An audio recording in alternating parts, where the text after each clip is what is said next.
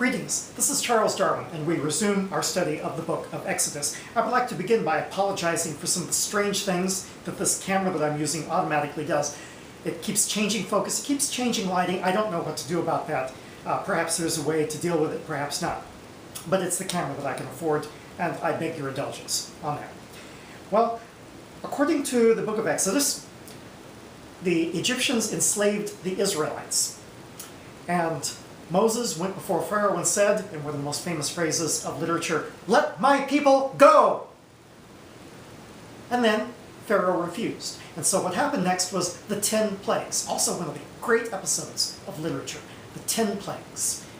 Most of us have assumed that it was just literature, it was just stories.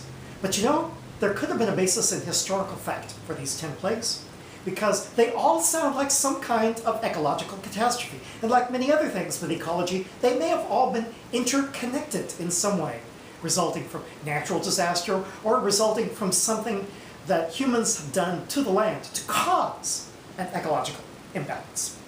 Just think about what they were. The plague of frogs, the plague of gnats, the plague of locusts. This still happens, by the way. The cattle die, diseases spreading among humans, even hail, an upset of the weather. These could all result from ecological catastrophe. Perhaps the most famous was the water turning to blood, the rivers turning to blood. This sounds fanciful, but actually, it still happens.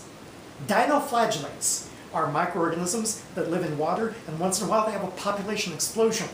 They're red in color, and so the water appears to turn to blood. Now, if you were living in the ancient world, what would you have thought? You wouldn't have thought, oh, there's dinoflagellates. You would have thought, water has turned to blood. So even that could have had an ecological cause. Perhaps the most famous of those actual plagues was the plague of darkness, and that's when darkness settled over the entire land of Egypt. You know, this has happened within recent American history. It was called the Dust Bowl, especially in western Kansas, eastern Colorado, the panhandles of Oklahoma and Texas, where there were two causes. First, humans were carrying out poor agricultural practices. They were plowing the soil and leaving it bare so that the wind was able to blow the soil away. And then a drought came along, a natural catastrophe. Put those two together and what you have is millions of tons of soil being lifted into the air by the wind. That was what caused the Dust Bowl. And when a cloud of dust would settle over a city from nearby farmlands, it was literally darkness at noon. A mile thick, that would be complete darkness.